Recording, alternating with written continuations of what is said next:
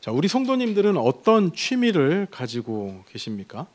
아마 좀 내가 마음 편하게 즐길 수 있는 것, 일상에서 좀 복잡한 일 있을 때 내려놓고 좀 이렇게 내가 즐기면서 할 수 있는 것, 이런 취미 한두 개 정도는 가지고 있지 않을까 싶습니다. 혹시 여러분들은 제 취미가 뭔지 아세요? 잘 모르시죠? 네. 혹시 궁금하시면 저한테 한번 물어봐 주시겠어요? 네. 이 어색한 분위기 어떻게 해야 될까요? 네, 제 취미는요, 보통 이렇게 제가 종종 뭐 장난스럽게 얘기하는 걸로 이제 다이어트라고 얘기를 합니다. 다이어트. 그래서 이제 19년째 다이어트를 취미로 삼고 있습니다라고 대답을 하는 거죠. 사실 어이가 없는 이야기라고 생각이 듭니다. 다이어트가 19년째 취미라는 것은 어떤 의미예요, 여러분? 다이어트에 실패한 거죠. 다이어트를 하지 못하고 있는 거죠. 살을 빼지 못하고 점점 더 뭐 현상 유지면 좋겠지만 점점 더 우리 쪄 가고 있다는 그런 얘기로밖에 들리지 않을 겁니다. 그래서 저는 매일 점심 때마다 결단을 합니다. 점심을 먹으면서 이제 결단하는 거죠. 점심 많이 먹고 저녁은 안 먹어야겠다라고 결단을 하는 거예요. 근데 집에 가면 거기에 맛있는 밥이 차려져 있어요. 아니면 아이들이 남긴 것이 꼭 집에 있어요.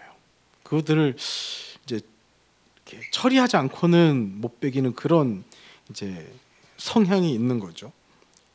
그러다 보니 이제 점심에 했던 결단, 저녁을 먹지 말아야겠다라는 결단은 무너지게 되는 거예요. 그리고 나서 다시 결단합니다. 저녁 먹고 나서 결단하는 거예요. 다이어트는 언제부터? 내일부터 하겠다는 거예요. 이렇게 이어져 온 것이 한 19년 정도 됐다라는 겁니다. 즉 제가 이 취미가 다이어트라고 말하는 것이 어떤 의미입니까?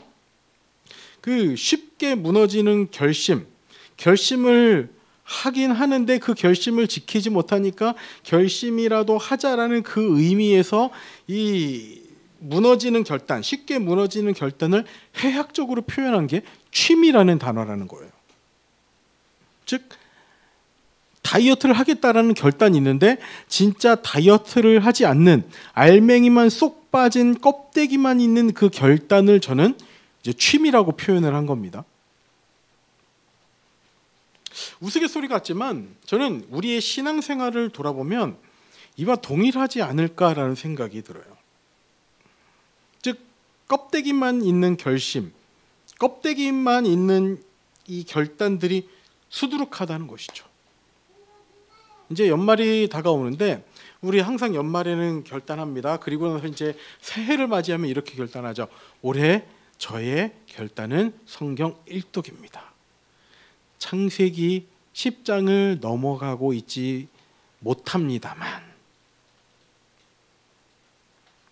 올해 제 결단은 새벽 기도입니다.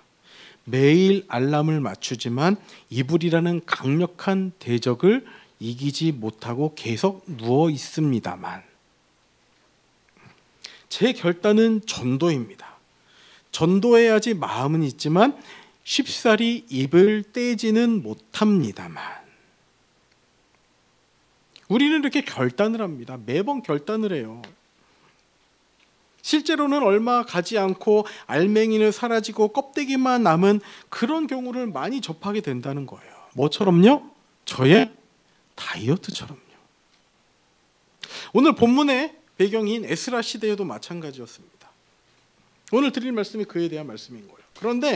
그런데 과연 지금 이것이 에스라 시대에만 그런 것인가? 라고 이야기를 했을 때 저는 인류의 역사가 시작된 이래로 지금까지 계속해서 반복되는 일이지 않을까 싶습니다. 결단을 하고 무너지고 결단을 하고 무너지고 하는 일들이 계속된다는 것이죠. 자, 우리 지난주에 살펴본 말씀이 이 16년 동안 이제 성전 건축을 뒤로 하고 이제 살았던 백성들의 모습을 살펴봤어요. 그리고 다시 일어나서 성전을 짓기 시작합니다. 그리고 정말 감사하게도 6장에 보면 이 성전을 완공하는 거예요. 두 번째 성전을 완공하는 겁니다. 자, 성전을 완공하기까지 몇 년 정도 걸렸을 것 같습니까? 혹시 몇 년 정도 걸렸을 것 같아요? 길었을까요? 짧았을까요? 숫자 누가 한 번만 얘기해 봐 주세요. 몇 년 정도 걸렸을 것 같아요? 이렇게 좀 객관식으로 들으면 10년 이상이었다. 10년 이상이었다. 10년 미만이었다. 네, 10년 미만이. 손 안 드신 분들은 뭐 몰라서 못 드시는 거겠죠. 이 성전을 건축하기까지 4년이 걸렸어요. 4년. 16년간 멈춰 있었는데 4년 만에 지었다라는 겁니다. 생각보다 금방 지었죠. 그죠? 4년이면 지을 수 있는 성전을 16년 동안 내버려뒀다라는 거예요. 자, 그렇게 해서 성전을 지었습니다. 자, 여기서 이제 중요한 것이 이제 7장은요. 지금 오늘 본문이었던 7장은 언제로 건너뛰는가? 성전을 짓고 60년 이후로 넘어가는 거예요. 60년 이후로. 자, 이 60년의 시간이 지나는 동안 여러분 잘 생각해 보시기 바랍니다. 이 성전, 그렇게 짓고 싶었던 성전, 이 성전을 중심으로 마음이 하나 되어 하나님을 잘 섬기면서 잘 살았을까요?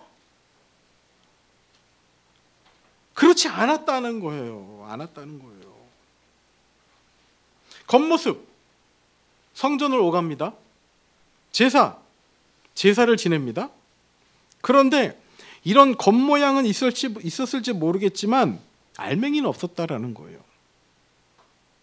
결심만 있고 실행은 없는, 어쩌면 이제는 그 결심조차도 식어버린 그런 상태였을 거라는 것이죠. 뭐처럼? 저의 다이어트처럼. 분명 고향으로 돌아와서 성전을 지을 때의 첫 모습은 여러분 기쁨과 감격이 가득했습니다. 우리 잠시 후에 3장 말씀 한 번 더 살펴볼 텐데 그 기쁨과 감격이 가득했어요. 근데 지금은 그 얼마만큼의 중요성을 가지고 있는지 모르겠는 것이죠. 그렇게 자신들도 모르는 사이에 점점 더 침체가 되었던 것입니다. 그런데 그것이 침체인지도 모르고 살아갔던 것이죠. 자, 그럼 지금까지 이어져 온 이 침체, 성전을 짓고 60년 동안 이어져 온 이 침체가 어떻게 역전이 되었을까요? 이 침체가 어떻게 반전을 경험할 수 있었을까요? 오늘 그 비결에 대해서 우리가 함께 나눠보는 시간을 가져보도록 하겠습니다. 자, 첫 번째 메시지입니다. 한번 읽어볼게요. 시작. 그의 결심이에요. 자, 오늘의 핵심 구절이 10절 말씀인데 우리 10절 말씀을 다 같이 다시 한 번만 읽어보도록 하겠습니다. 10절입니다. 시작. 에스라가 여호와의 율법을 연구하여 준행하여 율례와 규례를 이스라엘에게 가르치기로 결심하여. 자, 에스라가 여호와의 율법을 연구하여 준행하며 율례와 규례들을 이스라엘에게 가르치기로 결심하였었더라. 자, 성전은 지어졌지만 뭔가 그럴듯한 가시적인 그 결론은 이룬 것 같습니다. 이룬 것 같지만 이 알맹이가 아닌 이 껍데기만 남은 영적 현실에 대해서 이 정확하게 인지를 하고 있었던 한 사람이 있었는데 그게 누구라는 거예요? 에스라라는 거예요. 에스라.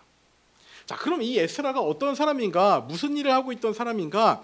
6절 말씀 우리 다 같이 한번 읽어보겠습니다. 시작.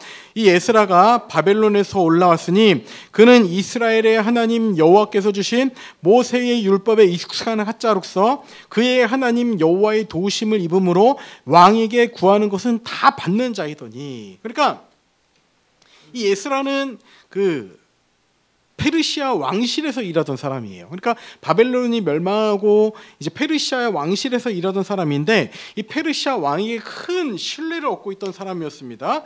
그리고 이제 안정된 삶을 누렸었던 거죠. 그러면서 이제 유대인 공동체의 어떤 고위 관리자였던 것 같아요. 그러면서 왕에게 자문을 했던 그런 이제 사람입니다. 상당히 높은 사회적인 정치적인 지위를 누리고 있던 사람이라고 할 수 있을 것 같아요. 그런 그가 결단을 합니다. 어떻게요? 에스라가 10절 말씀이에요. 여호와의 율법을 연구하여 준행하며 율례와 규례를 이스라엘에게 가르치기로 결심하였었더라. 자, 이 바벨론에서 페르시아에서 안정적인 삶을 누릴 수 있었던 그가 학자로서 제사장으로서 정말 편안한 삶을 누릴 수 있었던 그가 고향의 안타까운 현실을 바라봤을 때 안타까워한 것이 아니라 그것을 중보기도만 했던 것이 아니라 고향에 직접 가서 사람들에게 말씀을 가르치기로 영적인 부흥의 불씨가 되기로 결단했다는 거예요, 여러분. 여러분 정말 대단한 결단입니다. 이 결단의 대단함이 느껴지십니까? 정말 대단한 결단인 거예요. 자신의 모든 것을 내려놓고 황폐한 곳으로 왔다라는 거예요.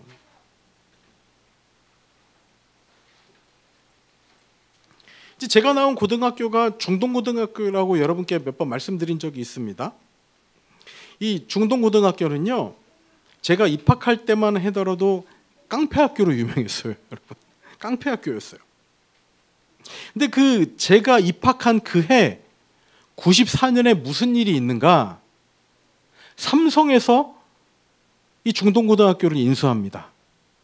뭐 제가 입학한 걸 알고 그랬는지 어땠는지 모르겠지만 뭐 이병철 회장이 원래 이제 중동고등학교 출신이래요. 뭐 그거는 뭐 비하인드 스토리고 뭐 저의 입학을 어떻게 여겼는지 모르겠지만 어쨌든 제가 입학한 그 해에 삼성에서 저희 고등학교를 인수를 해요. 뭐 책상, 의자부터 해서 많은 것들이 좋아졌는데 그 중에서 특히 이 교장 선생님도 파격 인사였습니다. 이 당시에 부임하셨던 교장 선생님께서 어떤 말씀을 하셨는가 하니 이제 항상 저희한테 이야기하셨던 말씀이에요. 내가 교원대학교 교수, 학장까지 했던 교수인데 지금 이 고등학교 교장을 하고 있다라는 얘기를 계속해서 하셨었어요. 이게 얼마나 대단한 것인지 너희들이 알아야 된다라는 거예요. 교수를 내려놓고 고등학교 교장으로 왔다? 이것이 얼마나 대단한 일인지를 알아야 된다는 것이죠. 무슨 말이에요? 이 대학교 교수가 고등학교 교장으로 왔다는 것이 이 지위가 더 높은 자리를 내려놓고 더 낮은 곳으로 왔는데 이것이 정말 대단한 거다. 그 얘기를 알아줬으면 좋겠다라는 얘기를 이 교장 선생님이 계속해서 했던 거예요. 이 에스라도 마찬가지라는 겁니다. 지금 페르시아에서 고위 관리예요. 고위 관리. 높은 자리에 있는 그 장관 정도 된다고 할 수 있을까요? 장관에 뭐 있는 자리입니다. 그러니까 우리나라의 어떤 장관이 그 장관 자리를 내려놓고 저기 이제 어떻게 보면 후진국에 가서 거기에 경제를 발전시키겠다고 이제 그냥 가는 그런 모양새인 거예요. 자리가 보장된 것이 아니라 그냥 가는 거예요. 이처럼 에스라도 다 갖춰진 것 내려놓고 황폐한 이곳으로 오는 길이었던 겁니다. 자, 본론 첫 번째 말씀, 이 그의 결심을 이야기하기에 앞서서 제가 드렸던 질문이 있습니다. 그럼 지금까지 이어져 온 이 침체가 어떻게 역전이 될 수 있을까에 대한 질문이었어요, 여러분. 이 질문에 대한 대답, 이 역전이 무엇에서부터 시작이 되고 있는가라고 할 때 에스라의 결단에서 시작되고 있다는 거예요. 자신의 인생을 건 결단인 거죠. 에스라의 결단에서 지금까지 이어져 왔던 침체가 역전이 된다라는 거예요. 우리 귀한 성도님들, 사랑하는 성도님들, 우리에게도 결단이 필요합니다. 아멘이십니까? 우리에게도 결심이 필요합니다. 결단하면 여러분 하나님의 일이 시작된다라는 거예요. 아멘이십니까? 결단하십시오. 결심하십시오. 그럼 하나님께서 일하십니다. 근데 여기서 정말 중요하게 짚고 넘어갈 게 있어요. 보세요, 여러분. 지금까지 여러분 얼마나 많은 결단을 하면서 사셨습니까? 그렇게 쌓이고 쌓인 여러분의 결단을 리스트로 만들어서 그 결단을 다 지키고 산다면 여러분들은 아마 역사에 남을 성자로 기록될 거예요.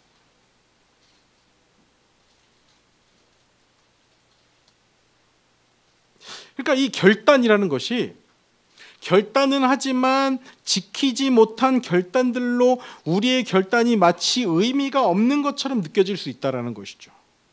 무엇처럼요? 저의 다이어트처럼요. 자, 그렇다면 과연 성경은, 하나님의 말씀은 이렇게 결단을 지키지 못한 자들에 대해 조롱을 하고 있는가?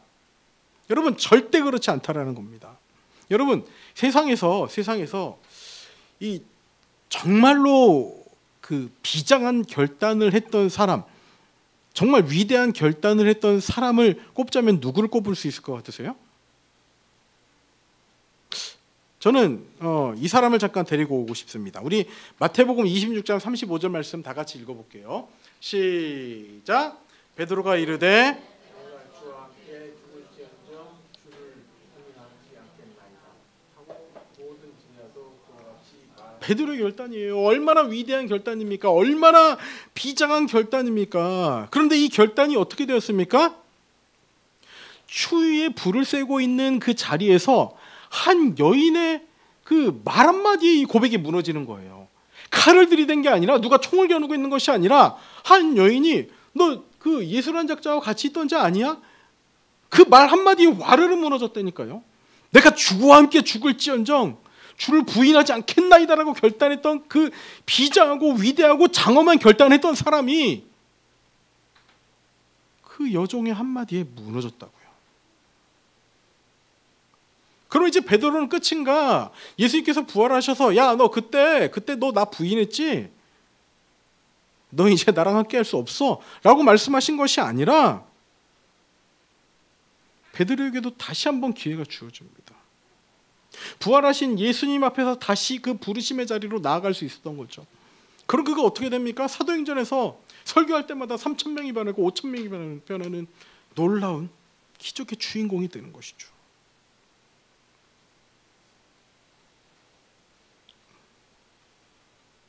우리에게는 결단이 필요합니다.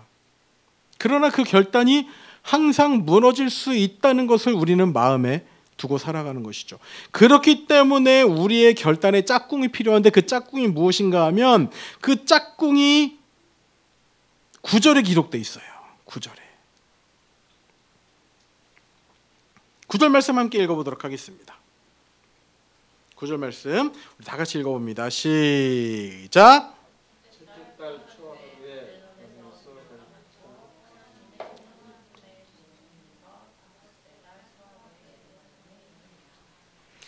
자, 이제 이 에스라가 결단을 하고 떠나는데, 첫째 달 초하루에 바벨론에서 길을 떠났고, 자,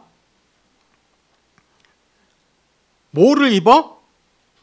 하나님의 선한 손에 도우심을 입었다는 거예요.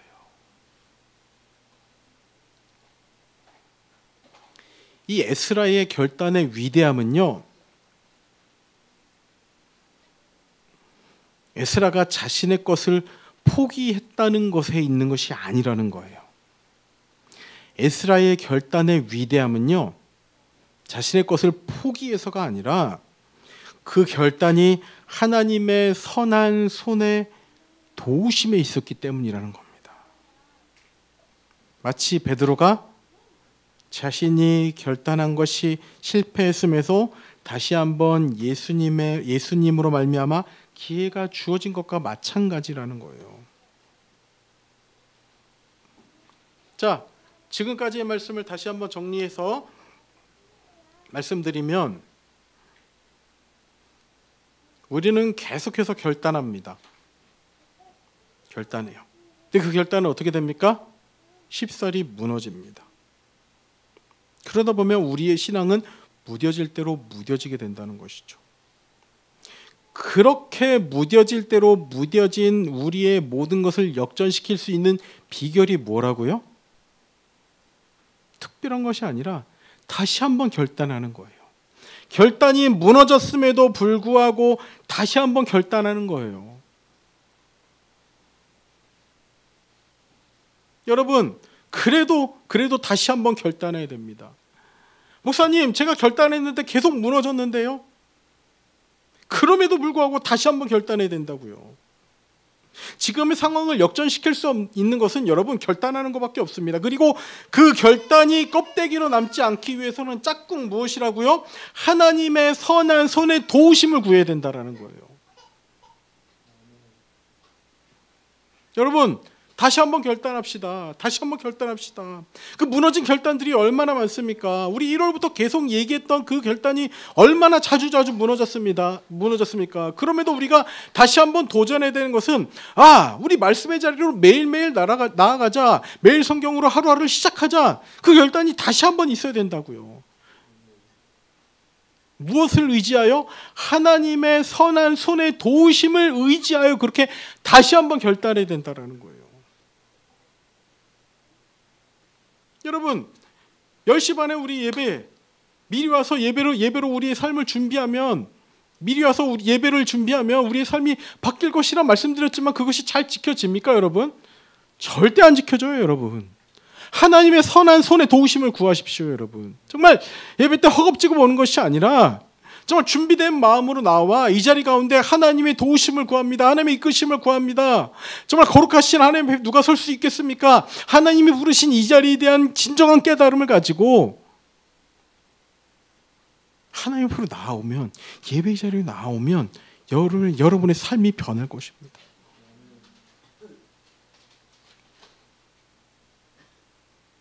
결단했다가 무너졌다고요? 그래서 무뎌졌다고요? 그때 필요한 것이 무엇이라고요? 다시 한번 결단하는 거예요. 짝꿍 무엇을 의지해서? 하나님의 선한 손의 도우심을 의지해서 다시 한번 결단하는 겁니다. 자, 두 번째 메시지입니다. 다 같이 읽어볼게요. 시작.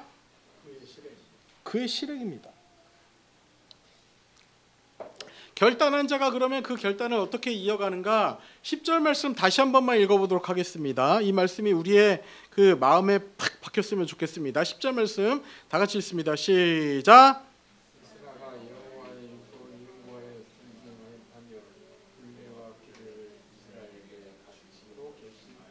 자, 에스라가 결단한 게 세 가지입니다. 처음에 뭐예요? 에스라가 뭐 하기로 했어요? 여호와의 율법을 뭐하여? 연구하여. 그리고 뭐 하기로 했어요? 준행하며. 율례와 규례들을 이스라엘에게 뭐 하기로 결심했다고요? 가르치기로 결심했다는 거예요. 자, 그럼 여기서도 우리가 중요하게 생각해 볼 한 가지가 있습니다. 도대체 이 이스라엘 백성들에게 어떤 모습이 보였기 때문에 에스라는 자신의 모든 것을 내려놓고 예루살렘에 와서 백성들에게 말씀을 가르치고자 했는가? 과연 어떤 이 긴급 알람이 이 에스라의 마음을 깨웠는가라고 할 때 일단 우리 학개서 1장 4절 말씀을 세 번역으로 한번 읽어보도록 하겠습니다. 우리 다 같이 한번 읽어볼게요. 시작.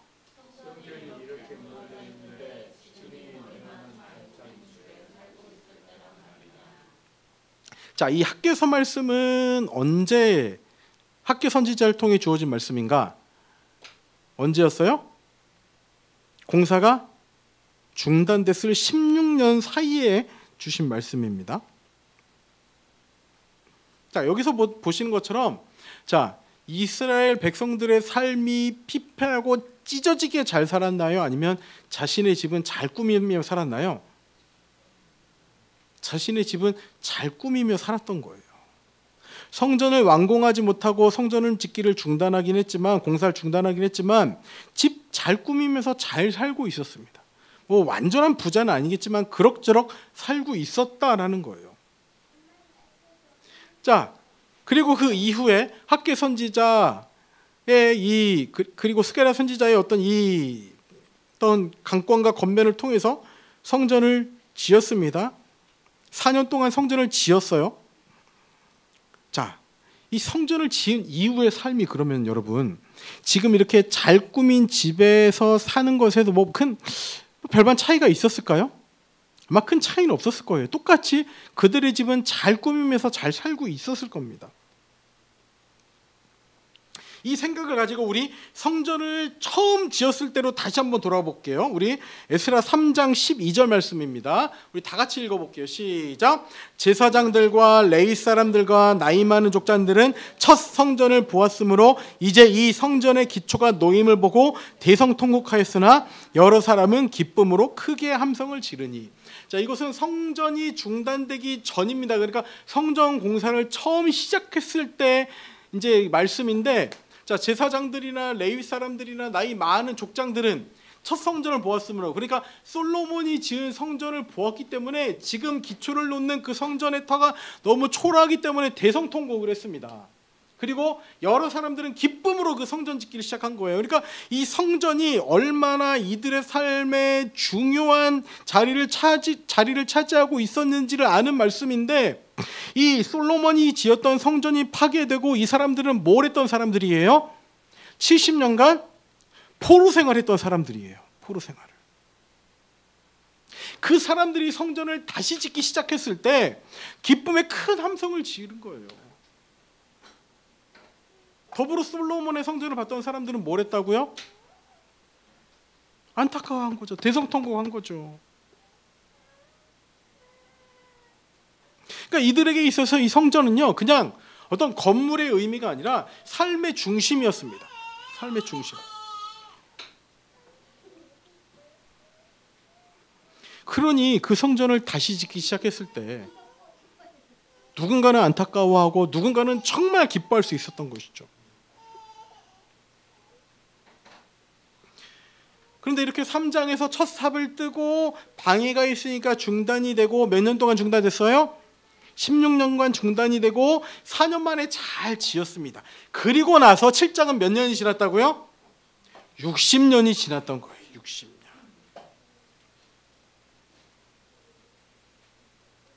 저 이렇게 생각이 들어요. 여전히 개인의 삶은 잘 살고 있었을 겁니다. 잘 살고 있었을 거예요. 황폐함, 피폐함 이런 것은 안 느껴졌을 거예요. 그러나 이 에스라의 눈에는 결핍이 보였던 겁니다. 침체가 보였어요. 잘 살고 있는데? 잘 살고 있는데? 아마 저는 그런 생각이 들어요. 이스라엘 백성들도 그렇게 생각했을 겁니다. 그들은 스스로 그랬을 거예요. 우리 첫 번째 성전만큼은 못하지만 성전도 지었고 매번 제사도 드리고 있고, 내 집도 정말 아까 그 학개서 1장 4절 말씀에서 봤던 것처럼 내 집도 점점 더 좋아지고 있고 잘 살고 있다, 먹고 살만하다, 이 정도면 신앙생활 잘하고 있는 것 아닌가 라고 생각을 했을 겁니다. 껍데기는 완벽했습니다. 근데 알맹이가 빠져 있었던 것이죠. 그들은요, 자신들의 이 영적 침체, 결핍을 보지 못했다라는 거예요. 그러나 비록 1500km가 떨어져 있지만 에스라의 눈에는 그것이 보였다라는 것이죠. 성전은 있으나 말씀이 없는 공동체, 제사는 있으나 삶의 준행이 없는 공동체, 그 공동체의 모습이 에스라에게는 정확하게 보였다라는 거예요. 완벽한 껍데기는 있지만 알맹이는 텅 비어있는 그들의 영혼이 에스라의 눈에는 보였다라는 겁니다. 그래서 그가 한 것이 무엇인가? 자신의 모든 것을 내려놓고 고향으로 오기로 했습니다. 그리고 나서 목표를 설정해야 되는데, 자, 한번 보시기 바랍니다. 여러분이 에스라였다면 어떤 목표를 설정할 것 같습니까? 어떤 목표를 설정할 것 같아요? 지금 뭐가 문제예요? 첫 번째로 이런 고민할 수 있을 것 같아요. 이 성전을 솔로몬 시대 그대로 지으면 좀 뭔가 사람들이 영적으로 깨어나지 않을까? 여러분, 그런 생각 좀 그럴듯하지 않아요, 여러분? 지금 성전이 초라해서 문제인가? 그 생각할 수 있을 것 같지 않아요, 여러분? 이전의 영광을 재현하려면 이 지금의 초라한 성전이 아니라 더 화려하고 더 웅장한, 정말 이 다윗이 재료를 준비했던 그 세계 최고의 재료들을 모아서 지었던 그 성전을 그대로 재현하면 그때의 영광스러움이 다시 우리에게 찾아오지 않을까? 그런 지도자라면 여러분, 그런 고민할 수 있지 않겠어요? 근데 에스라는 그렇지 않았던 겁니다. 화려한 성전이 있어야 했던 것이 아니라는 것이죠. 에스라가 만약 더 큰 성전을 짓자라고 결단했다면 그것은 껍데기 그냥 금칠하는 거, 그 정도밖에 안 됐을 거라는 것이죠. 두 번째, 경제 강국이 되자. 우리가 지금 뭐 바벨론에서는 놓이긴 했지만 페르시아의 속국 아니냐. 우리가 좀 경제력을 키우고 정치력을 키워서 외교력을 키워서 우리나라가 더 큰 강성 대국이 되자 라고 외쳤다면 이제 잘 꾸민 집, 아까 봤던 학개서 1장 4절에 잘 꾸민 집을 더 잘 꾸민 집으로 확장하는 것밖에 되지 않는다라는 것이죠. 이 에스라가 진단한 것은요, 여러분, 영적인 결핍이었습니다. 아무리 잘 살고 있어도 플러스 아무리 성전이 초라해도 그것이 중요한 것이 아니라 말씀의 결핍을 갖다는 것이죠. 말씀의 결핍. 즉 껍데기가 아닌 알맹이를 채우는 방법을 정확하게 알았던 것입니다. 다시 10절 말씀입니다. 10절 말씀 다시 한번 읽어볼게요. 오늘 본문의 10절 말씀입니다. 시작.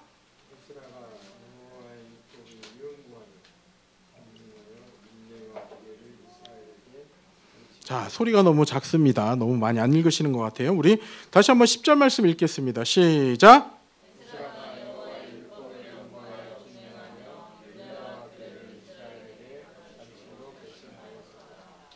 자, 말씀을 연구하는 겁니다. 이스라엘 백성들에게 말씀을 가르치기 위해 말씀을 연구해요. 그런데 에스라는 뭐였다고요?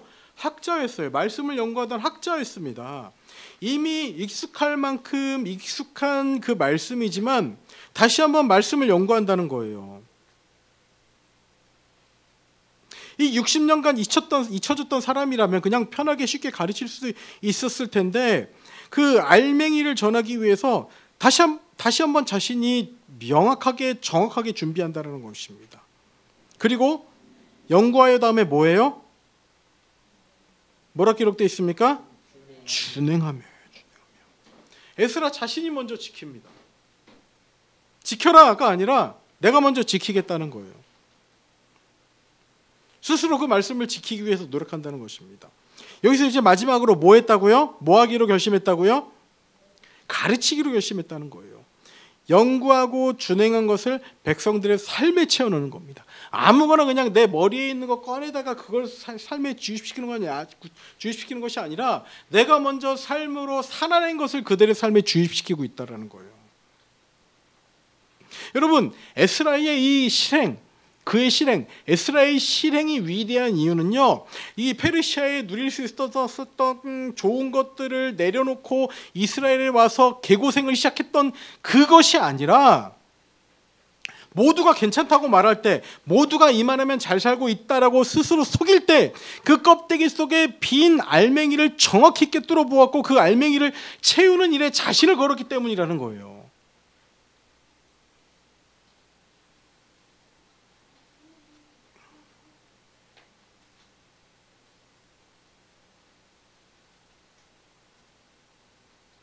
그 가운데 우리가 묵상할 수 있는 것이 무엇입니까? 우리는 계속해서 결단하고 결단해도 무너진다고요? 실패한다고요? 그래도 우리가 다시 한번 결단할 수 있는 이유가 무엇입니까? 내가 했던 결단의 위대함 때문이 아니라 우리에게 본을 보이신 분이 계신데 그분이 바로 하늘의 영광을 버리고 우리를 위해 낮아질 대로 낮아지신 분께서 우리를 하나님의 도우심의 손으로 인도하시기 때문에 우리는 다시 한번 결단에도 무너지지만 결단의 자리로 나아갈 수 있다는 것입니다. 예수 그리스도의 결단이, 하늘 영광을 포기하고 우리를 위해 낮아지신 예수 그리스도의 결단이, 그 결단이 하나님의 선하심의 도우심의 손길로 우리를 인도하시기 때문에 우리 또한 다시 한번 결단할 수 있다는 거예요. 이 예수 그리스도를 통한 결단의 은혜가 우리에게도 있길 소망합니다.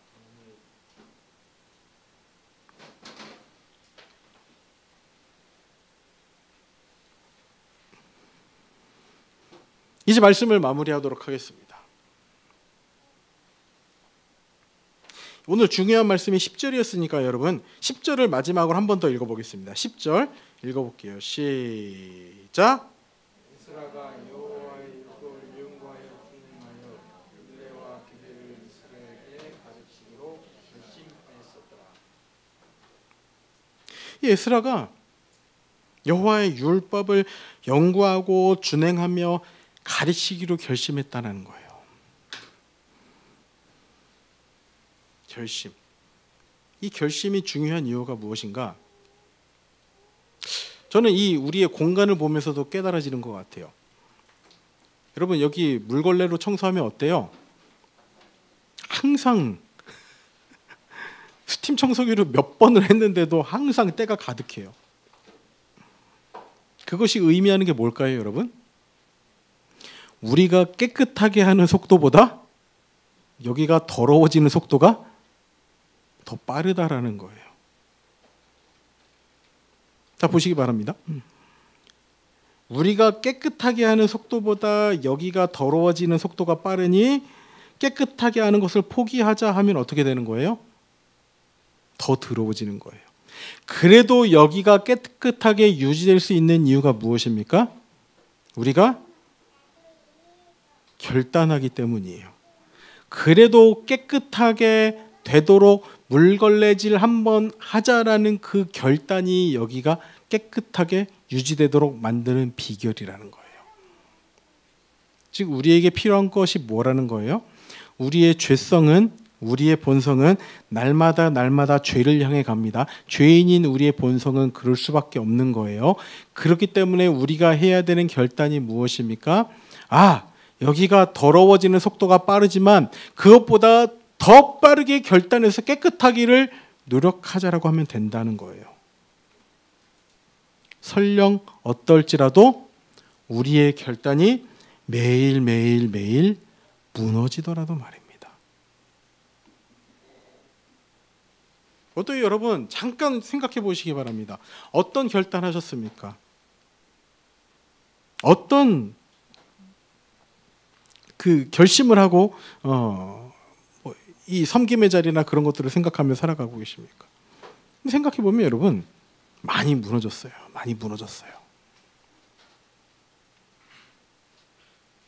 그렇지만 그 가운데 우리에게 주어진 은혜가 무엇이라고요? 다시 한번 결심하고 결단하면 된다라는 겁니다. 그 가운데 저는 이 10절 말씀에서 마지막 가르치기로 결심했다는 것이 참 마음에 와닿는 거예요. 그러니까 내가 잘 살자가 아니라 내가 산 것 전한다는 거예요. 가르치는 것이 단순히 지식을 말하는 것이 아니라 내가 삶으로 살아낸 걸 옆 사람에게 전한다는 것이죠. 그래서 여러분, 제가 오늘 도전하고 싶은 게 뭐냐면, 여러분 가르치십시오. 누구를? 누구든. 가르치라는 것이 내 머릿속에 있는 지식을 전하는 것이 아니라 내가 이렇게 삶으로 살았던 것 옆 사람에게 전하라는 거예요. 제가 중학교 1학년 때 있었던 일입니다. 이제 중학교 1학년 때 중간고사 시험을 봤는데 이제 국사 과목 중에서 주관식 답이 스의 키 문화인 게 있었어요. 스의 키 문화. 근데 제가 이 답을 스의 끼 문화라고 적었습니다. 그래서 이제 틀렸다는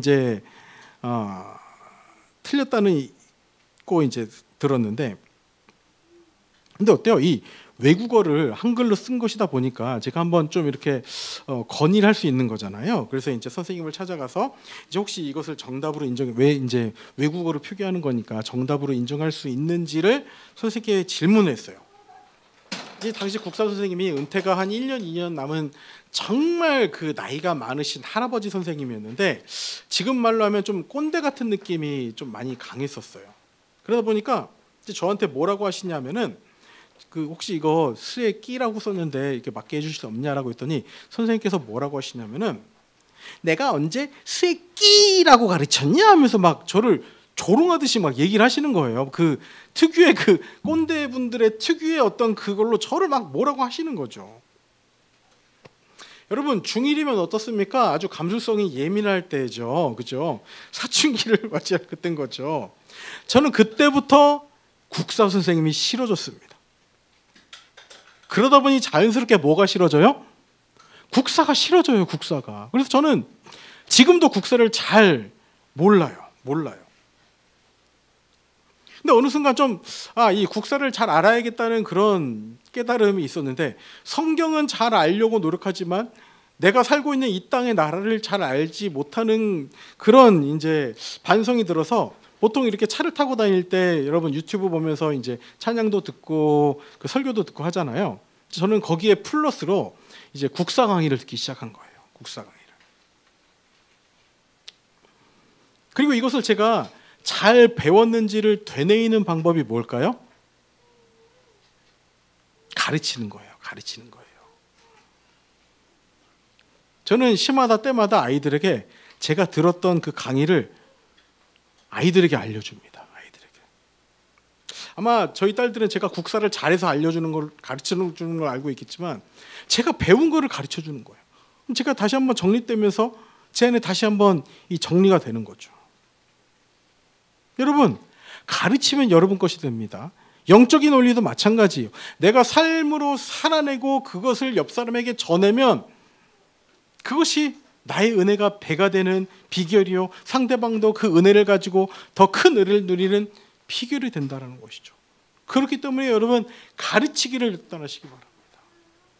누구를, 누구든, 무엇을, 뭐든, 그 뭐든에 여러분이 삶으로 살아내고자 했던 모든 것들을 가르치기를 노력하라는 거예요.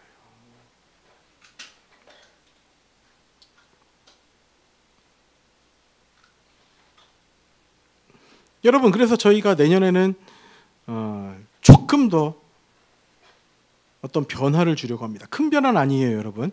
너무 놀라지 마시고.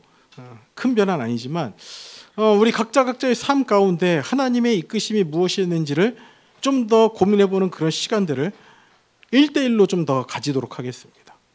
그리고 내년 말씀 우리 요한복음 10장 10절 말씀 붙을 거예요. 외울 수 있는 분 있어요? 도적이 오는 것은 도적질하고 죽이고 멸망시키려는 것뿐이지만 내가 온 것은 양으로 뭘 얻게 하고 생명을 얻게 하고 더 뭐하게? 풍성하게 하게 하렴이라는 것이죠.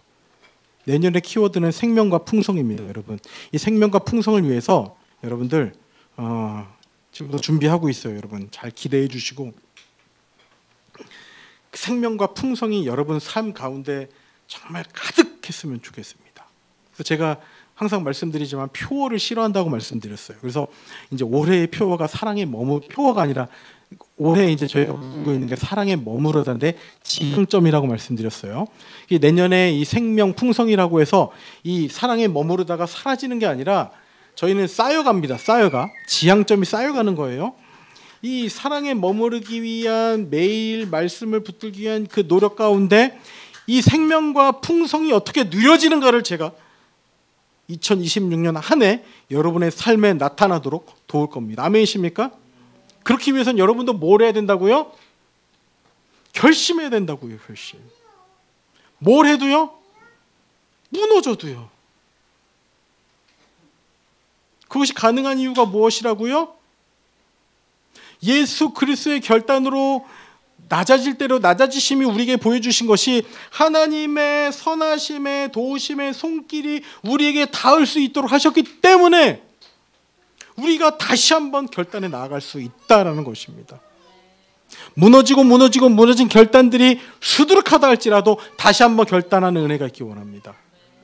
말씀의 자리, 섬김의 자리, 모든 것들 그렇게 하나님의 이끄심을 따라 결실이 맺고 그것이 생명과 풍성으로 이어질 수 있도록 제가 여러분들을 더 적극적으로 돕도록 하겠습니다.